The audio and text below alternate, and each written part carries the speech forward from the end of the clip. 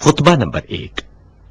اس خطبے میں امیر المومنین علیہ السلام نے مختلف مجلسوں، معرکوں اور پیش آنے والے حادثوں میں خطبوں کے انداز میں ارشاد فرمایا ہے: بسم اللہ الرحمن الرحیم۔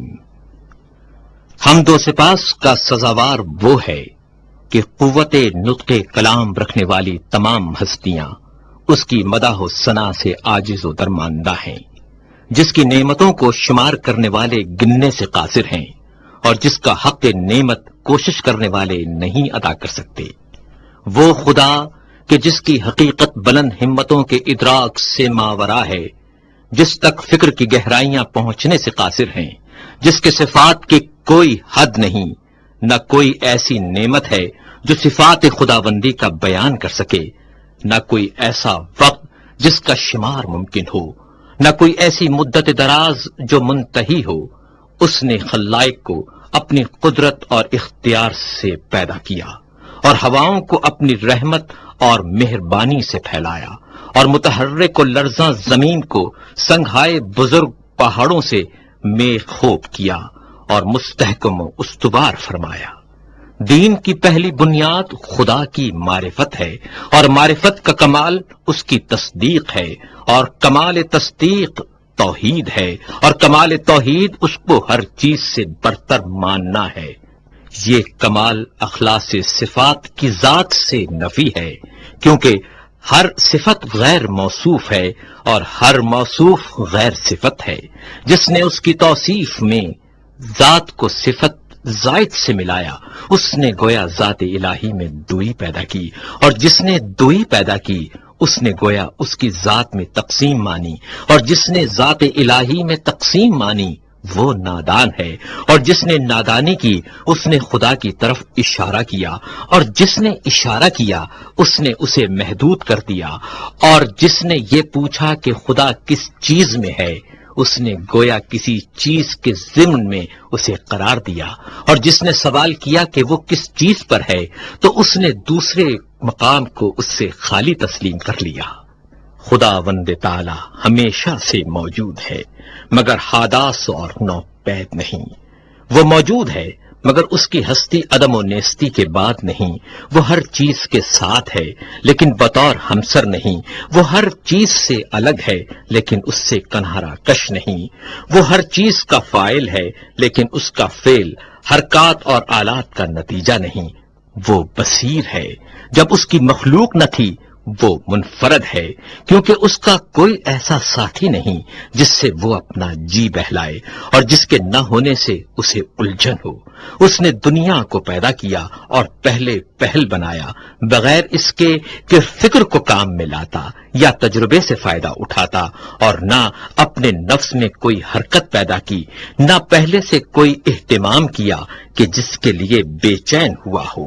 وہ چیزوں کو ٹھیک وقت پر عدم و نیستی سے وجود کی طرف لایا اور گوناگون چیزوں میں موافقت اور سازگاری پیدا کی، اور ہر چیز کو اس کی طبیعت اور مزاج عطا کیا، اور ان طباع کے لیے شکل و صورت معین کی۔ وہ ان کی ابتدا اور آغاز سے پہلے ان سے واقف تھا۔ اس کا علم ان کے حدود اور انتہا کو محیط تھا، ان کی حالت اور پوشیدہ کیفیت سے آشنا تھا۔ پھر خدائے بزرگ و برتر نے زمین و آسمان کے درمیان اور جوا، فضا و اطراف اور شگوفوں میں شگاف اور آسمان سے دھلی ہوئی ہوا پیدا کی۔ اس جوا فضا میں متلاطم پانی جاری کیا جس کی موجیں بڑھ بڑھ کر بلند ہو رہی تھیں۔ اس پانی کو باد تند کی پیٹھ پر سوار کیا جو ہر چیز کو متزلزل کیے دیتی تھیں۔ ہوا کو حکم دیا کہ وہ پانی کو گرنے سے روکے اور اسے پانی کے زور پر مسلط کر دیا، اور اسی ہوا سے پانی کی حد بندی کر دی۔ ہوا کا دامن دور تک پھیلایا تھا اور پانی اس کے اوپر اچھل رہا تھا۔ پھر خدا نے ایک ایسی ہوا چلائی جو خشک تھی اور اسے پانی کے ساتھ ساتھ کر دیا۔ اس کی رفتار بہت تیز تھی۔ خدا نے ہوا کو حکم دیا کہ اس پانی کو حرکت دیتی رہے اور موجوں کو ابھار کر اوپر کی طرف پھینک دے۔ ہوا نے اس پانی کو اس طرح متھا جیسے مشک میں دودھ متھا جاتا ہے، اور یوں یہ پانی کے نچلے حصے کو اوپر کی طرف پلٹانے لگی اور ساکن کو متحرک سے ملانے لگی، یہاں تک کہ پانی کی چوٹی بلند ہو گئی اور تہ بتہ پانی پر پھبن اٹھایا، اور پھر اس پانی کو شگاف دی ہوئی اور کشادہ فضا میں بلند کیا، جس سے 7 آسمان بنائے۔ آسمان زیریں کو ایک جمی ہوئی اور رکی ہوئی موج قرار دیا، اور آسمان بالا کو ایک محفوظ چھت اور بنائے مرفوع بنا دیا۔ آسمان کو بغیر کسی ستون کے روکے اور بغیر میخ کے اپنی جگہ پر قائم رکھا۔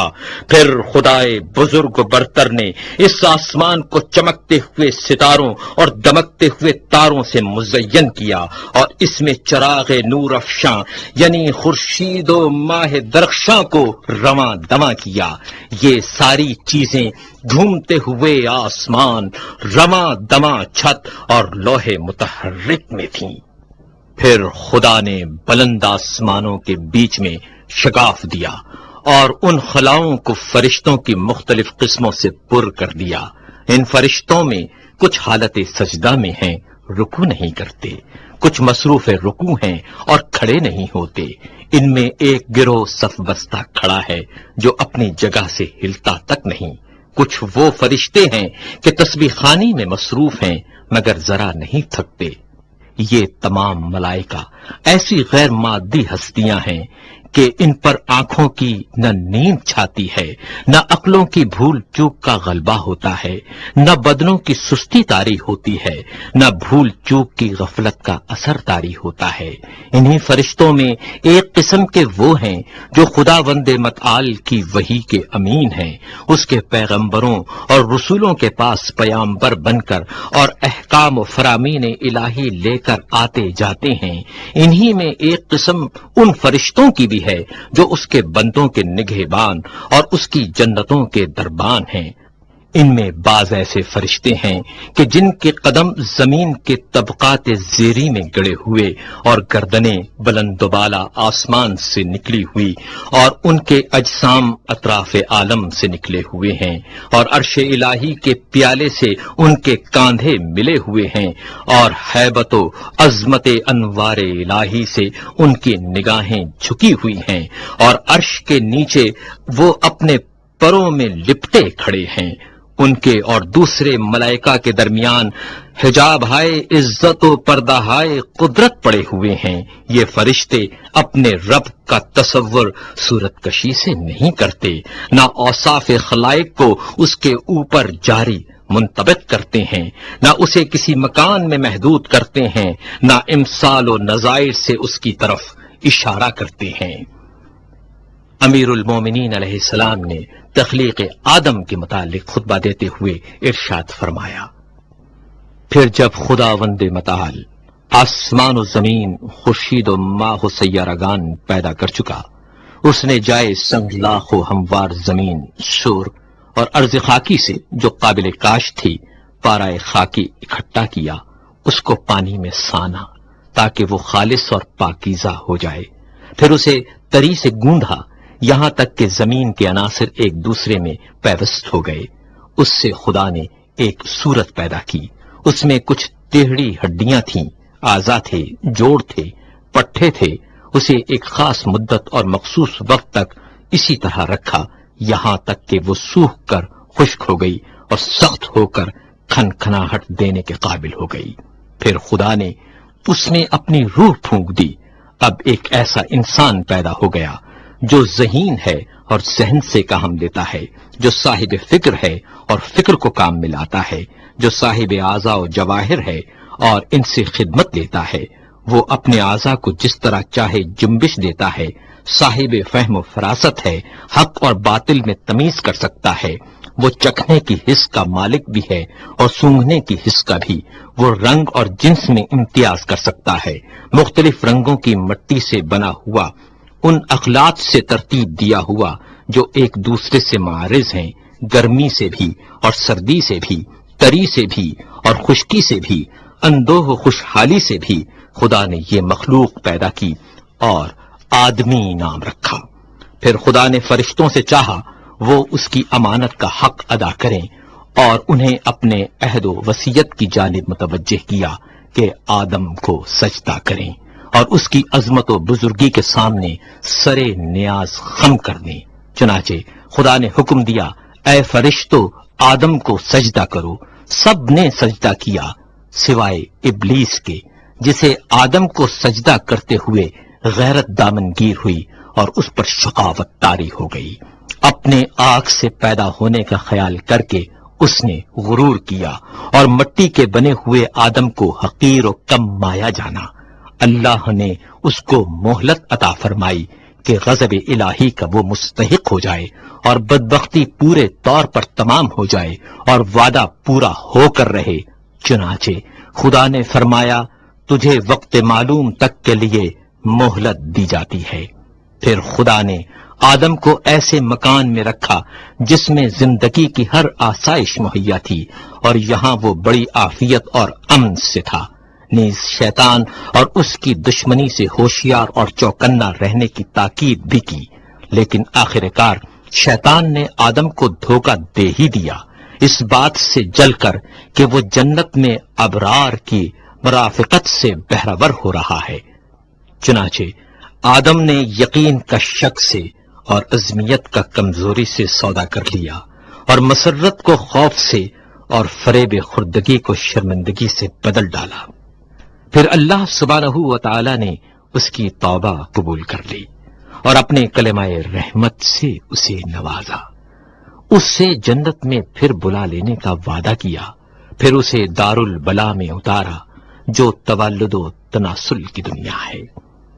آدم جب دنیا میں آئے اور تولد و تناسل کا سلسلہ شروع ہوا اور ان کی اولاد بڑھی اور پھیلی، تب اللہ نے آدم کی اولاد سے نبی منتخب کیے اور ان سے بندگان الہی تک وحی خداوندی پہنچانے کا عہد لیا اور تبلیغ رسالت کا انہیں امین بنایا، جبکہ بہت سے خدا کے بندوں نے پیمان الست فراموش کر دیا تھا اور وہ ڈر کر حق کو فراموش کر بیٹھے تھے اور بتوں کو اس کی خدائی میں شریک قرار دے رکھا تھا، کیونکہ شیاطین نے معرفت خدا سے بندوں کو بھلاوے میں ڈال دیا تھا اور انہیں اس کی عبادت سے روک دیا تھا. پس خدا نے ان میں لگاتار رسولوں کو بھیجا تاکہ وہ خدا کے بندوں سے عہد الست کا حق ادا کریں اور اس کی فراموش کردہ نعمتوں کو یاد دلائیں اور تبلیغ کر کے محبت قائم کریں اور ان عقلوں میں جو وہم اور شک کے گرد و غبار میں دفن ہو گئی ہیں پھر سے ابھار دیں اور چمکا دیں اور وہ نشانیاں جو سروں پر چھائے ہوئے آسمانوں میں ہیں انہیں دکھائیں اور جو فرش زمین میں ہیں انہیں سمجھائیں اور انہیں بتائیں کہ کیونکہ اچھی باتوں سے زندگی اچھی بنتی ہے اور مہلت کیونکہ انہیں فنا کے گھاٹ اتار دیتی ہے، کیونکہ رنج و غم کی کثرت انہیں بوڑھا بنا دیتی ہے اور کیونکہ آفات و حوادث کا تو اثر ہوتا رہتا ہے. خدا نے اپنی مخلوق کو کسی نبی، مرسل یا نازل شدہ کتاب یا حجت لازمہ یا راہ روشن کے بغیر نہیں چھوڑا. وہ رسول کہ جن کے ہاں تعداد کی کمی تبلیغ رسالت میں کوتاہی کی موجب نہیں ہوتی اور نہ جھٹلانے والوں کی کثرت انہیں کچھ نقصان پہنچاتی ہے. کچھ رسول آئے جنہوں نے پہلے والے رسولوں کی خبر دی اور بعد میں آنے والوں کی تصدیق کی. یوں ہی قرن گزرے اور صدیاں بیت گئیں اور زمانے گزرتے رہے اور آباء و اجداد آئے اور گئے، ان کی نسلیں گزریں، یہاں تک کہ خداوند قدوس نے محمد صلی اللہ علیہ وآلہ وسلم کو بھیجا تاکہ اس کا وعدہ پورا ہو جائے اور اس کی نبوت ختم ہو جائے. انبیاء سے اس نے اس رسول صلی اللہ علیہ وآلہ وسلم کے بارے میں عہد لے لیا تھا. ان کی علامتیں مشہور اور ولادت باعزت ہے. جب آن حضرت صلی اللہ علیہ وآلہ وسلم تشریف لائے لے لیا تھا، ان کی علامتیں مشہور اور ولادت باعزت ہے۔ جب آن حضرت صلی اللہ علیہ وآلہ وسلم تشریف لائے تو دنیا میں ملل متفرقہ اور اقوام منتشرہ کی کثرت تھی۔ مختلف فرقے تھے، بعض وہ کہ خدا کو بندوں سے تشبیہ دیتے تھے اور اسے مخلوقات کی طرح جانتے تھے، بعض وہ تھے جو اس کے نام میں تحریف کرتے تھے جو اس کی ذات سے کوئی تعلق نہیں رکھتے تھے، کچھ ایسے جو اس کے علاوہ کسی غیر کے لیے رائے دیتے تھے۔ رسول صلی اللہ علیہ وآلہ وسلم نے انہیں گمراہی سے ہدایت کی طرف نکالا، انہوں نے انہیں جہالت سے بچایا۔ پھر خدا نے چاہا اپنے رسول صلی اللہ علیہ وآلہ وسلم سے ملاقات کرے، وہ اپنے رسول صلی اللہ علیہ وآلہ وسلم سے راضی تھا۔ اس نے اپنے رسول کو اس بات سے ماورا سمجھا کہ وہ دنیا میں رہے اور اس کی سختیاں سہے، لہذا اسے کرامات اور بزرگی کے ساتھ اٹھا لیا صلی اللہ علیہ وآلہ وسلم۔ پھر آن حضرت صلی اللہ علیہ وآلہ وسلم نے تم میں وہی چھوڑا جو اور انبیاء نے اپنی امتوں میں چھوڑا تھا، کیونکہ گزشتہ انبیاء نے اپنی امتوں کو یوں ہی بغیر کسی روشن راستے اور مستقل نشانی کے نہیں چھوڑا تھا۔ تمہارے رب کی کتاب اب رسول صلی اللہ علیہ وآلہ وسلم کی وفات کے بعد تمہارے پاس ہے۔ رسول اللہ صلی اللہ علیہ وآلہ وسلم نے اس کے حلال و حرام کو واضح کر دیا، اس کے فرائض و فضائل کو، اس کے ناسخ اور منسوخ کو، اس کی رخصت اور عظمیت کو، اس کے خاص اور عام، اس کے عبر و امثال کو، اس کے مرسل اور محدود کو، اس کے حکم اور متشابہ کو اچھی طرح کھول کر بتا دیا، اس کے مجملات کی تفسیر کر دی، اس کے اسرار اور گہرائیوں کو ظاہر کر دیا۔ ان میں ایسے میثاق بھی ہیں جن کے جانے بغیر چارہ نہیں، اور ایسے بھی ہیں جن سے بندے اگر نا واقف رہیں تو کوئی کام نہیں رکتا۔ وہ بھی بتایا جس کا فرض ہونا کتاب قرآن حکیم سے ثابت ہے، اور وہ بھی جس کا منسوخ ہونا سنت رسول سے واضح ہے۔ وہ باتیں بھی بتائیں جن کا اختیار کرنا از روئے سنت واجب ہے، اور کتاب قرآن میں اس کے ترک کرنے کی رخصت ہے، نیز یہ بھی کہ کیا چیز وقتی حیثیت سے واجب ہے مگر آئندہ زمانے میں ان کا واجب ہونا ضروری نہیں رہا۔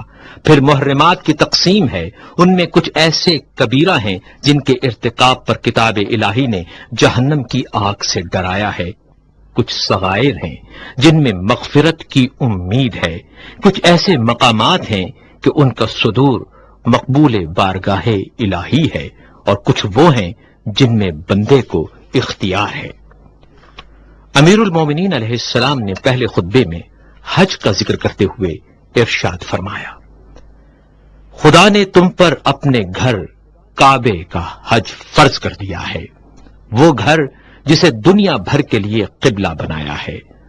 اس کی طرف لوگ یوں لپکتے ہیں جس طرح چوپائے گھاٹ پر ٹوٹ پڑیں، اور اس طرح شوق سے یہاں ٹوٹ کر آتے ہیں جیسے کبوتروں کی ٹکڑی۔ اس حج کو اس نے اپنی جلالت کے سامنے بندوں کی فروتنی کی پہچان قرار دیا ہے۔ اس نے اپنی مخلوق سے ان لوگوں کو چن لیا ہے جو اس کی آواز سنتے ہیں، جو اس کی دعوت پر لبیک کہتے ہیں، جو اس کے قول کی تصدیق کرتے ہیں، اور اس کے نبیوں کے مقامات پر کھڑے ہو کر ایسے دکھائی دیتے ہیں جیسے وہ ملائکہ جو عرش الہی کے طواف میں مصروف رہتے ہیں۔ یہ لوگ عبادت کے بازار سے خوب نفع کماتے ہیں اور جمع کرتے ہیں، اور اس کے وعدہ مغفرت کی طرف جلد جلد تیزی سے قدم بڑھا رہے ہیں۔ اس گھر کو خدا نے اسلام کی نشانی قرار دیا ہے، یہ پناہ لینے والوں کے لیے جائے پناہ ہے۔ اس نے حج کو فرض قرار دیا ہے اور اس کے حق کو واجب کردانا ہے، اور اس کی زیارت تم پر لازم کر دی ہے۔ چنانچہ خدائے بزرگ و برتر فرماتا ہے، اللہ کی طرف سے ان لوگوں پر حج فرض ہے جو زاد راہ رکھتے ہیں، اور جس نے انکار کیا تو خدا سارے عالم سے بے